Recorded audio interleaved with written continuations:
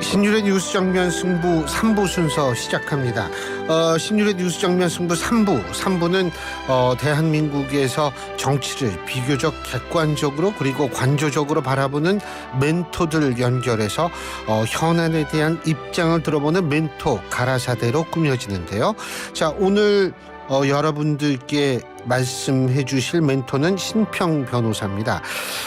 여러분들께서 신평 변호사님께 질문사항이 있으시다면 우물정 0945 샵 0945로 질문을 해주시면 제가 여러분 대신해서 신평 변호사님께 여쭤보도록 하겠습니다. 짧은 문자 50원, 긴 문자 100원의 유료 문자임을 말씀을 드립니다. 그리고 앞서 2부에서 서영교 최고위원께서 인용했던 여론조사 김건희 여사 명품 빼기 사과가 필요하다라는 것이 56% 나온 여론조사는 서울경제신문이 한국갤럽에 의뢰해서 지난 25일, 26일 양일간 전국 18세 이상 1,011명을 대상으로 한 인터뷰였고요. 전화 인터뷰 방식이었습니다. 자세한 사항은 중앙선거 여론조사 심의위원회 홈페이지를 참조하시면 되겠습니다. 자, 앞서 말씀드린 대로 신평 변호사 연결하겠습니다. 신 변호사님 안녕하십니까? 안녕하세요. 예. 아유, 요새 이게 시국이 왜 이렇게 하수상한지 모르겠어요. 이재명 대표 피습 있었고 국민의힘 배현진 의원 또 피습 사건이 있었는데 이게 왜 이렇다고 보세요? 이런 현상이 반복되는 거예요?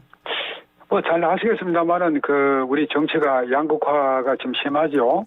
예. 근데 이게 뭐 세계적 현상이고 또 특히 미국에서도 아주 강하지 않습니까? 맞습니다. 저는 이 미국의 이런 양극화 현상 근저에는 트럼프를 중심으로 하는 어떤 극우파 그런 세력의 부상이 있다고 보고 한국의 이 정치 양극화에는 근저에 운동권 세력의 존속을 둘러싼 공방이 있지 않나. 그리고 정치권에 대한 전방위적 검찰 수사가 진행되면서 그에 대한 반감이 작용하지 않나 하는 그런 생각을 하는데요. 예. 이번에 우리가 총선을 맞이합니다만은 이것은 대단히 독특하고 낯설고 이상한 선거라고 봅니다. 예. 양대 정당이 모두 강성 지지층에만 호소하는 이런 선거가 과연 우리 전례가 있었던 것이냐. 그런 점에서 좀 아주 낯설고 이상한 선거가 아닌가 싶은데. 근데 이런 또 이상한 선거를 계기로 해서 확실한 지금 제3지대가 영역이 확보가 된 것이 그나마 다행인 것이 아닌가 싶습니다. 예. 지난 대만 선거와 아주 비슷한 양상으로 지금 전개되고 있는 것 같습니다. 예. 신 변호사님은 제3당이 나름대로 선전할 거라고 보시네요? 선전하겠죠. 지난 대만 선거에서 제3당 전진당 후보가 한 26.4%까지 얻었죠. 예. 지금 한국에서 제3지대에 대한 지지율이 한 그 정도 갈 겁니다. 예. 그러니까 그러면 몇 석 정도 가능하다고 보세요? 의석수는 제가 정확히 산출하기 어렵고. 원내교섭단체는 구성할 수 있다. 이 정도는 할 것이다? 글쎄요. 원내교섭단체는 이낙연 신당은 가능성이 있고. 예, 이낙연 신당은 가능성이 있다. 예. 예. 그러나 다른 신당은 좀 어렵지 않을까 그렇게 보고 있습니다만은. 예. 그러면은 빅텐트는 꾸려지기 힘들다라고 보시는 거군요. 그죠? 전체 다를 아우르는 빅텐트는 꾸려지기가 힘들지 않겠습니까? 서로가 지향하는 점이 너무나 다르죠. 예. 이준석 대표의 개혁신당과 이낙연 대표의 새로운 미래, 이 개혁미래당, 이 두 당이 합칠 가능성은 크지 않다고 보시는 거군요. 결이 달라서. 그죠? 그렇죠. 예. 그렇군요. 자, 또 한 가지는 뭐냐면, 윤 대통령하고 오늘 한동훈 위원장하고 오찬을 같이 하지 않았습니까? 그죠? 이 오찬 같이 한 이번 오찬의 의미가 뭐라고 보십니까? 우선 두 분이 갈등을 겪다가 만난 자체가 큰 의미가 있죠. 예. 그러나 이 만남이 모든 갈등을 해소시켜주지는 못할 것입니다. 예. 지금 한 위원장은 여권에서 미래 권력의 정치에 가장 다가선 분이고, 예. 또 강력히 결집된 지지 세력을 가진 분입니다. 예. 이런 한 위원장은 그 현재 권력인 대통령과 같은 당 출신, 같은 당이라 그래도 이해관계를 달리할 수밖에 없습니다. 예. 그러나 뭐 제가 그 좀 주제 넘게 한 위원장에게 어떤 좀 그 말씀을 뭐 조언의 말씀을 드리자면은 한 위원장이 조금 더 지혜롭게 처신해야 되는 것이 아니냐. 차별화한다고 해서 그 현재 권력의 그 자존심에 너무 상처를 줘서는 안 될 것이다. 그리고 지금 한 위원장이 대통령은 그 당무에 개입해서는 안 된다는 그런 걸 주장을 하고 있는데, 이것은 한 위원장이 국민의힘의 당원은 몰라서 하는 소리입니다. 국민의힘이건 민주당이건 간에 자당 출신의 대통령에게 상당한 범위의 어떤 당무 관여의 여지를 주고 있습니다. 이것을 무시하고 모든 이 대통령실에서는 전혀 당무에 개입하지 마라. 이렇게 그렇게 말을 해서는 곤란하죠. 지금 또 그렇게 한 우리 정치사에서 그렇게 한 전례가 없습니다. 전례가 없다는 게 다 대통령이 당무에 대해서 좀 가질 수밖에 없다 이 말씀이시죠? 아니 그것이 제도적으로도 보장돼 있고 대통령이 어떤 면에서 집권 여당의 제1호 당원 아닙니까? 예. 그 대통령을 무시하고 완전히 배제시켜 버린다는 것은 어불성설이죠. 근데 우리가 2부에서 더불어민주당 서영교 최고위원하고 저희가 인터뷰를 했는데, 예. 이게 당무에 대한 어떤 그런 개입을 통해서 이게 선거에 영향을 주면 이거는 문제가 된다라고 얘기를 하던데요. 더불어민주당 그렇죠. 선거에 영향을 주면은 공직선거법상에 그 조항이 저촉이 됩니다만은, 그렇지 않은 한 이 자당 출신의 대통령은 여당의 상당히 상당한 범위의 당무 관여의 재량이 인정되고 있습니다. 그러면 당원에 당원을 보시면은 바로 알 수가 있습니다. 한 위원장은 이것을 모르고 있는 듯합니다. 그렇군요. 그러면은 지혜로운 처신이라고 얘기를 하는 지혜롭게 처신하는 방식은 어떤 게 될까요? 예, 제가 말씀드린 대로 현재 권력의 자존심을 너무 상하게 하지 말고 또 당무 개입해서 안 된다. 그런 말을 노골적으로 하고 하는 것은 근거도 없는 말을 그렇게 하면서 대통령의 어떤 권위를 어떤 실추시키는 그런 면이 있지 않습니까? 예. 그런 면에 관해서 조금 더 지혜롭게 처신해서 앞으로는 대통령실하고 또 좀 좋은 협조 관계를 유지하면서 또 과거에 또 계속 어느 당이 집권했던 간에 그런 좋은 관계를 유지하려고 노력을 해왔지 않습니까? 예. 그것을 좀 존중을 하는 것이 필요하지 않을까 생각합니다. 근데 심평 변호사님께서 한동훈 위원장이 국민의힘 총선에 도움이 된다고 보십니까? 현재로서는 한 위원장이 들어오시고 나서 많은 분위기의 변화가 있었죠. 그러나 앞으로 어떻게 한 위원장이 역할을 해나가야 할 것인가는 또 한 위원장에게 어떤 이 과제가 주어질 것인가는 좀 더 두고 봐야 될 것 같습니다. 예. 과거에 말이죠. 우리 정치사에 아주 독특한 그런 하는 현상이 한 2012년경인가 유승민 새누리당 원내대표가 박근혜 대통령하고 정면 충돌하는 그렇죠. 장을 스스로 마련해가지고 자신의 인기가 많이 치솟았죠. 예. 그러나 인기가 오래가지 못하고 얼마 안 가서 어쩌면은 자신의 정치적 단명을 초래하는 길로 연결되었습니다.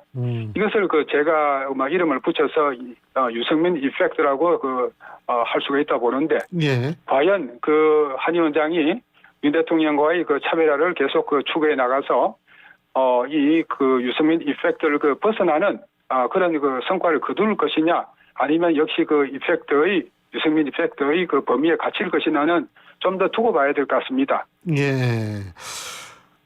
일각에선 유승민 전 대표 얘기가 말씀하셨으니까 전략곡청 같은 거 수도권에서 해서 중도층에게 좀 더 다가가야 된다라고 얘기를 하는데 어떻게 보세요? 유승민 의원이 뭐 또 상당히 그 역량을 갖춘 분이니까, 예.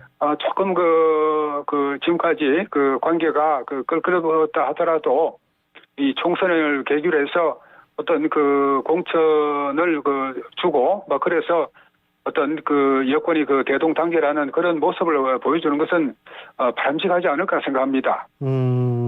예. 자, 그리고 사실 제가 신평 변호사님의 SNS 기사화된 거를 제가 좀 봤는데, 예. 한동훈 위원장이 이제 좀 이건 아주 장기적으로 보는 건데 3년이나 남았다 이런 표현을 쓰셨더라고요. 신평 변호사님도. 근데 이게 대선 후보가 되기 위해서 넘어야 될 산이 뭐라고 보세요? 역시 어떤 현재 권력과 아주 불편한 관계를 초래하면은 그것이 대선 가도에 큰 영향을 줄 수밖에 없죠. 예. 또 지금 한동훈 위원장이 잘하는 면도 있습니다만은 어떤 면에서는 당무의 전횡을 하고 있습니다. 예. 여기 관해서 어떤 당 내부의 어떤 부정적인 기류가 형성되어 있다고 듣고 있고, 그런 것들이 하나의 계속해서 압력으로 작용을 하겠죠. 예. 이렇게 해서 당내 화합도 이루지 못하고 또 대통령실과는 여러 가지로 알력을 야기한다 그러면은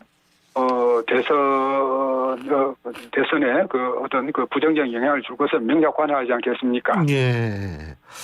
자, 그리고요. 또 한 가지 제가 요새 이제 제일 좀 관심을 많이 받고 있는 부분인데, 김건희 여사 명품백 수수 문제. 예. 이게 지금 윤석열 대통령이 언론과의 대담을 할 것으로 알려지고 있는데, 물론 확실히 결정된 건 아니지만, 만일 할 경우에는 김건희 여사 명품백 수수 문제에 대해서 얘기를 할 거라고 보십니까? 한다면 어느 정도 수준으로 할 거라고 보십니까? 저는 당연히 하신다고 보고요. 예. 조금 전에 서영교 의원이 그런 여론조사 결과를 말씀하셨다고 하는데, 예. 그러나 이 사건의 실체에 관해서 지금 많은 분들이 오해를 하고 있는 것은 또 하나의 현실 아니겠습니까? 예. 이 사건의 분명한 모습은 어떤 종북 인사 한 사람이 모험주의적 강성 야권과 결탁해서 일으킨 정치 공작입니다. 이것은 어느 번호 보나 그렇게 볼 수밖에 없는 거죠. 예. 선친과의 친분을 강조하면서 의도적으로 접근해가지고 또 파우치 구매 비용을 서울의 소리가 내고, 또 아주 특수한 도청 도찰 기기를 마련해가지고 그걸 또 파우치를 김 여사가 착용하는가 하는 것을 1년 넘게 계속해서 면밀하게 살피다가 결국 그것을 착용하지 않으니까 폭로를 했다든지, 아주 어떤 어떤 저질이고 야비하고 또 어떤 면에서는 잔인한 그런 정치 공작이었습니다. 이런 면이 우리가 좀 더 이해를 구하도록 이 여권에서 노력을 해야 될 것이고, 그렇게 하고 난 다음에 여하튼 김 여사가 어떤 종북 인사를 별다른 신원 조회도 없이 만나셨다는 그런 점이라든지, 또 아무리 파우치를 던져두다시피 하면서 그랬습니다만은 그것을 바로 발언을 안 했다는 그런 부주의한 그런 것에 관해서는 윤 대통령이건 또 김 여사건 간에 국민 앞에 진중한 자세로 이 유감을 표시하고 그런 과정이 반드시 필요하지 않겠습니까? 그러니까 이제 두 가지 설명과 유감 표명 동시에 두 개가 다 필요하다 이 말씀이신 거죠, 그죠? 글쎄요, 지금 그런 설명이 이제 조금씩 나오는데, 윤 대통령의 기자회견에서 설명을 꼭 해야 될 것인지는 잘 모르겠습니다만은, 그러나 그것이 어느 정도 국민들한테 납득할 수 있게 설명은 꼭 되어야 하지 않을까, 저는 그렇게 보고 있습니다. 알겠습니다. 그리고요. 예. 지금 이제 윤석열 대통령이 그러니까 선거를 위해서는 윤석열 대통령과 한동훈 위원장이 동시에 둘이 앞으로 나가는 게 좋을까요? 아니면 한동훈 위원장만 앞으로 나가는 게 좋을 거라고 보세요? 윤 대통령은 좀 뒤로 빠지고요. 글쎄요, 두 분이 이 여당의 총선 승리를 위해서 합심해서 해야죠. 예. 그 아까 말씀드렸습니다만은 그 한 위원장의 인기가 그 지금은 그 상당히 높은데 그것이 과연 얼마를 갈지. 총선 때까지도 안 갈 수 있다고 보시는 거군요. 그렇죠. 그 유승민 전 원내대표 인기가 금방 식었죠. 예. 총선 때까지도 가기 힘들 수도 있다. 그렇군요. 알겠습니다. 오늘 여러 가지 말씀해 주셨는데 저희가 아주 새겨 드려야 될 부분이 좀 있는 것 같습니다. 오늘 말씀 잘 들었습니다. 고맙습니다. 네, 수고하셨습니다. 예, 감사합니다. 지금까지 신평 변호사였습니다.